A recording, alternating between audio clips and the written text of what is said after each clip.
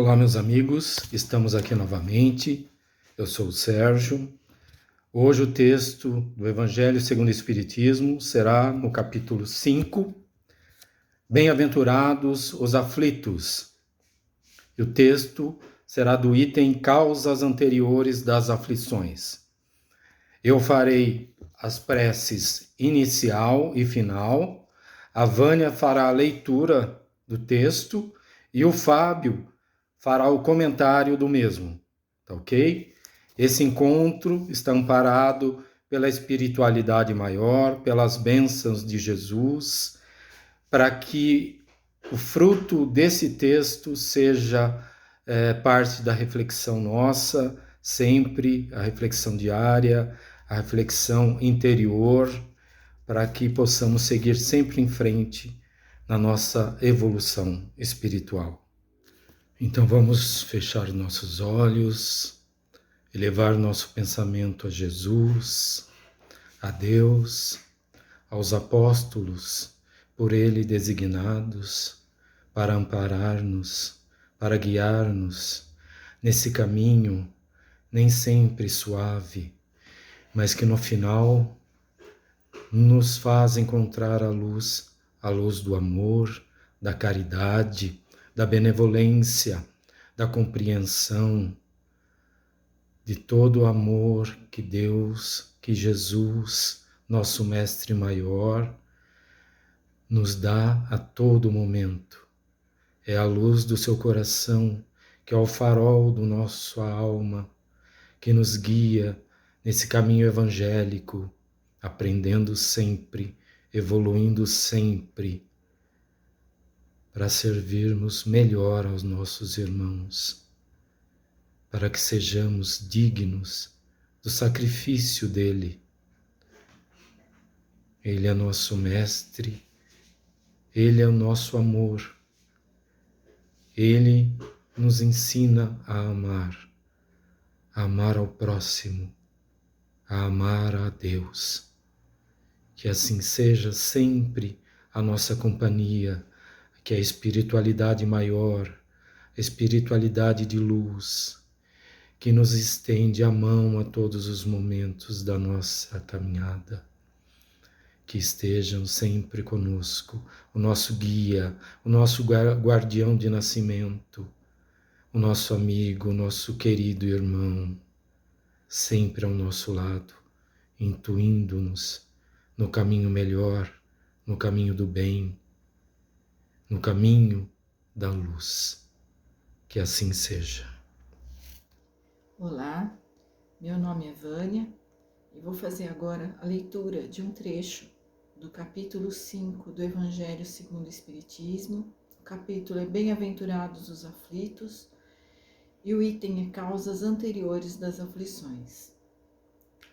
Mas se há males nesta vida, de que o homem é a própria causa, há também outros que, pelo menos em aparência, são estranhos à sua vontade e parecem golpeá-lo por fatalidade. Assim, por exemplo, a perda de entes queridos e dos que sustentam a família. Assim também os acidentes que nenhuma previdência pôde evitar. Os reveses da fortuna que frustram todas as medidas de prudência. Os flagelos naturais e ainda as doenças de nascença, sobretudo aquelas que tiram aos infelizes a possibilidade de ganhar a vida pelo trabalho, as deformidades, a idiotia, a imbecilidade, etc. Os que nascem nessas condições nada fizeram seguramente nesta vida para merecer uma sorte tão triste, sem possibilidade de compensação, e que eles não puderam evitar, sendo impotentes para modificá-las e ficando à mercê da comiseração pública. Por que, pois, esses seres tão desgraçados, enquanto ao seu lado, sob o mesmo teto e na mesma família, outros se apresentam favorecidos em todos os sentidos? Que dizer, por fim, das crianças que morrem em tenra idade e só conheceram da vida o sofrimento? Problemas todos esses que nenhuma filosofia resolveu até agora, anomalias que nenhuma religião pôde justificar e que seriam a negação da bondade, da justiça e da providência de Deus, segundo a hipótese da criação da alma, ao mesmo tempo que o corpo, e da fixação irrevogável da sua sorte após a permanência de alguns instantes na terra. Que fizeram elas, essas almas que acabam de sair das mãos do Criador, para sofrerem tantas misérias no mundo e receberem no futuro uma recompensa ou uma punição qualquer, se não puderam seguir nem o bem nem o mal? Entretanto, em virtude do axioma de que todo efeito tem uma causa, essas misérias são efeitos que devem ter a sua causa. E desde que se admita a existência de um Deus justo, essa causa deve ser justa. Ora, a causa sendo sempre anterior ao efeito, e desde que não se encontra na vida atual, é que pertence a uma existência precedente. Por outro lado, Deus, não podendo punir pelo bem que se fez, nem pelo mal que não se fez, se somos punidos, é que fizemos o mal. E se não o fizemos, o mal nesta vida, é que fizemos em outra. Esta é uma alternativa a que não podemos escapar, e na qual a lógica nos diz de que lado está a justiça de Deus. O homem não é, portanto, punido sempre ou completamente punido na sua existência presente, mas jamais escapa às consequências de suas faltas. A prosperidade do mal é apenas momentânea, e se ele não expia hoje, expiará amanhã, pois aquele que sofre está sendo submetido à expiação do seu próprio passado. A desgraça que à primeira vista parece imerecida tem, portanto, a sua razão de ser. E aquele que sofre pode sempre dizer: perdoai-me, Senhor, porque eu pequei.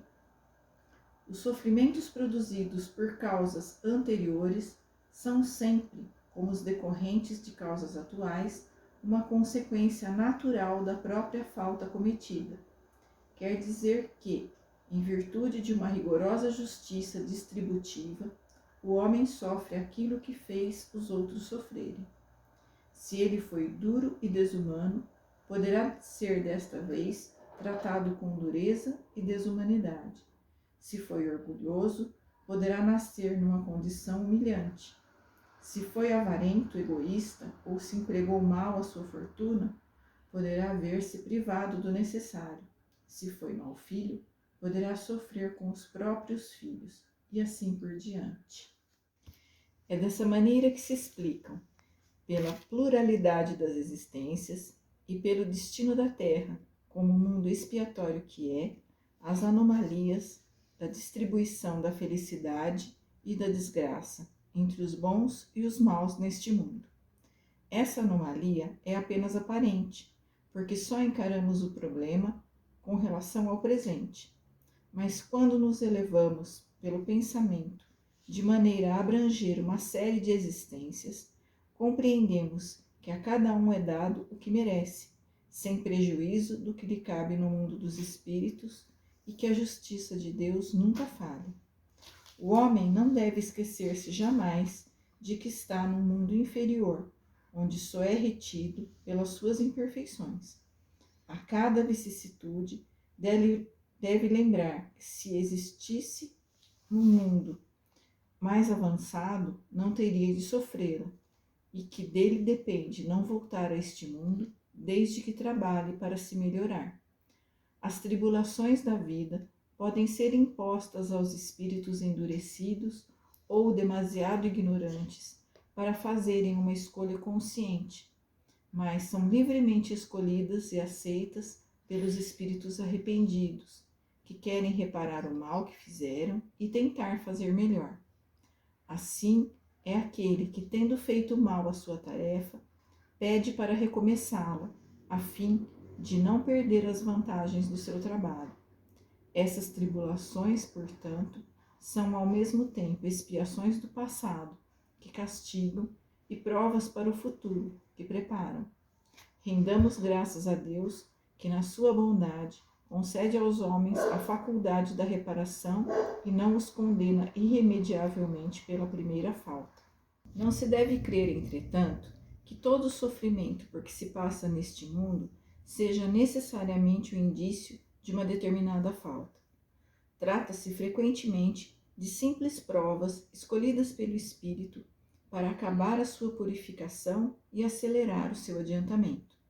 Assim, a expiação serve sempre de prova, mas a prova nem sempre é uma expiação.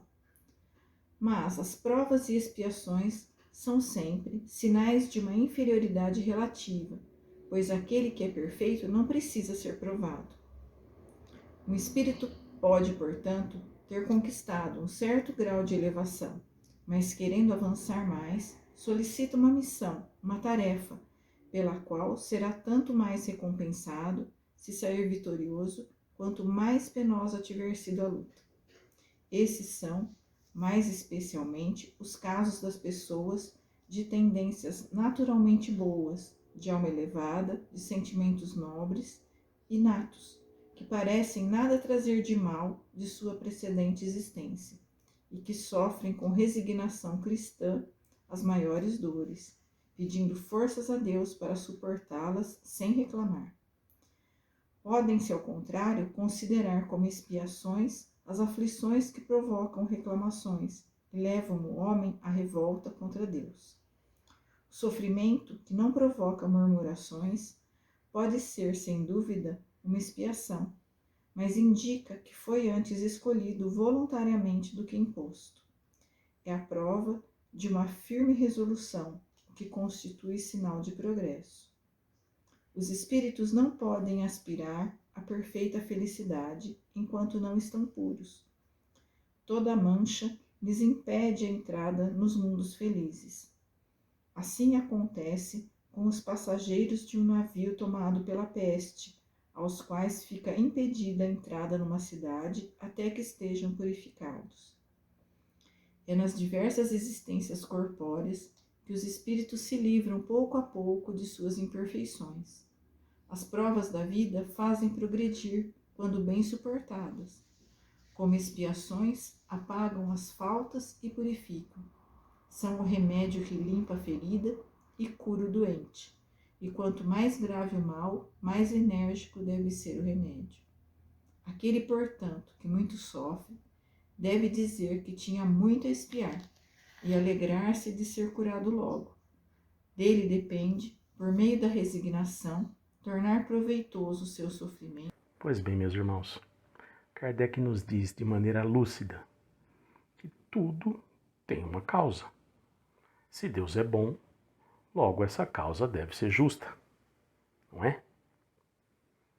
E como explicar a morte prematura, por exemplo, né? Uma criança tenra, tantos sonhos, esperanças de uma família.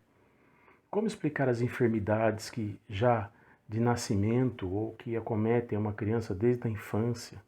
Vamos citar aí, por exemplo, a paralisia infantil, a idiotia, as deformidades, né? Acreditar que isso seja um erro da parte de Deus, um acaso da parte de Deus, seria negar a bondade de Deus, negar a justiça divina. Se a alma é criada no instante da concepção, pode ela ser criada já marcada para sofrer, já carimbada para sofrer? Né? A gente não pode imaginar que cada um de nós tenha sido criado por acaso, ou que em alguns casos Deus tenha errado, ou, poxa vida, esse aqui nasceu errado, ou nasceu com uma deformidade. Se a gente fosse criado no instante do nascimento, no instante da concepção, eu pergunto, e Jesus? Jesus teria sido criado, sua alma no instante da concepção, para fazer tudo o que ele fez e falar de um Deus, então, que ele conhecia de onde? Não é? Não faz sentido. Mas e se a alma for criada antes do nascimento? E se ela foi criada milênios atrás e passou por etapas evolutivas e ainda passa por essas etapas evolutivas? Isso passa a fazer sentido, não é mesmo? Às vezes uma criança que nasce, por exemplo, com uma deformidade, está expiando erros do passado. Isso faz sentido. Óbvio que precisaria de muito mais tempo e palavras para explicar. A gente está deixando aqui um raciocínio, não é? Kardec explica muito mais claramente isso, e o Espiritismo também. Mas, por exemplo, o célebre diálogo de Cristo com Nicodemos, quando Cristo deixa claro que é necessário o homem nascer de novo para entrar no reino dos céus, isso quer dizer que é nascer sucessivamente e ir progredindo aos poucos até atingir o reino do céu. A gente esquece que o desfecho desse diálogo, porque Nicodemos tem dúvida, ele fala, mas pode um homem já velho voltar a se tornar criança e entrar no útero da mãe de novo? Né? Mas a gente esquece que o desfecho desse diálogo, que está lá em João capítulo 3, versículo 12, Jesus diz, se tu, que é doutor da lei, não entende as coisas da terra, como é que eu vou te explicar as coisas do céu? Então Jesus deixa muito claro isso. Outra coisa que é citada no texto, muitas vezes o espírito tem uma prova que ele solicita antes de nascer. Ele tem uma dificuldade, seja no campo, por exemplo, do egoísmo, da vaidade, alguma coisa que ele ainda sinta que ele precisa superar dentro dele, ele solicita provas nesse campo, no campo do desprendimento, da abnegação, do que for, para ele se superar naquilo. A gente pode tomar como exemplo aqui no nosso mundo, no nosso meio, empresas que tenham concursos internos para os funcionários, né, subirem de posição, subirem de cargo. Né? O funcionário já está ali, mas ele quer se melhorar. Então ele presta um concurso interno na carreira, na profissão, na empresa, na instituição. Né? Uma comparação simples, uma ilustração. O texto também diz, quanto maior o mal, mais forte deve ser o remédio. Por isso as diferenças, não é? De situações dessas que foram exemplificadas no começo aqui, por exemplo, da morte prematura, dos casos de doenças no nascimento, né? A gente não pode acreditar, a passagem da Bíblia também que perguntam para Jesus, olha, esse aqui já nasceu cego, então quem foi que pecou, ele ou seus pais? E Cristo diz, nem ele nem seus pais. Assim foi para que fosse feita, cumprida a vontade de Deus. É óbvio que era um espírito voluntário que veio participar da boa nova de Jesus Cristo. Qual de nós, se fosse convidado pessoalmente por Jesus Cristo para falar, vamos comigo participar desse evento na terra, quem de nós não falaria, Senhor, eu vou até cego se precisar? Quem de nós, respondam com o coração, quem não aceitaria um convite desse de Jesus? Agora, imaginar que Deus aleatoriamente queira, esse aqui eu quero que nasça cego, com todo respeito, eu acho isso um pouco infantil, um pouco primitivo e anti-justiça, anti-misericórdia e benevolência. Né? Pois bem, irmãos, lembrando que nós ainda estamos estagiando temporariamente num planeta de provas e expiações. Portanto, é um planeta ainda inferior na escala dos mundos. E o que acontece pelo nosso ainda atraso evolutivo, ao invés da gente tentar nos divinizar, a gente tenta humanizar Deus. Ou seja, ao invés da gente tentar alcançá-lo, a gente tenta rebaixá-lo para ele chegar onde a gente está. A gente ainda está no caminho inverso. A gente esquece, e a gente deve acreditar e ter no coração, que Deus é a bondade infinita, que Deus é o amor e a paciência infinitos, que renascer é a chance amorosa de Deus de nos melhorarmos. E a gente deve ter como regra básica que a justiça de Deus é regida, antes de tudo, pela misericórdia. Esse foi mais um capítulo do Evangelho no Lar da Casa dos Espíritos. Paz e luz. E agora, como prece de encerramento, eu tomei a liberdade de colher uma prece de Meimei. Confia sempre. Não percas a tua fé entre as sombras do mundo. Ainda que os teus pés estejam sangrando, segue para a frente, erguendo-a por luz celeste acima de ti mesmo. Crê e trabalha. Esforça-te no bem e espera com paciência. Tudo passa, tudo se renova na terra, mas o que vem do céu permanecerá. De todos os infelizes, os mais desditosos são os que perderam a confiança em Deus e em si mesmos, porque o maior infortúnio é sofrer a privação da fé e prosseguir vivendo. Eleva, pois, o teu olhar e caminha. Luta e serve. Aprende e adianta-te. Brilha a alvorada além da noite. Hoje é possível que a tempestade te amarfanhe o coração e te atormente o ideal, aguilhoando-te com a aflição ou ameaçando-te com a morte. Não te esqueças, porém, de que amanhã será outro dia. Que assim seja.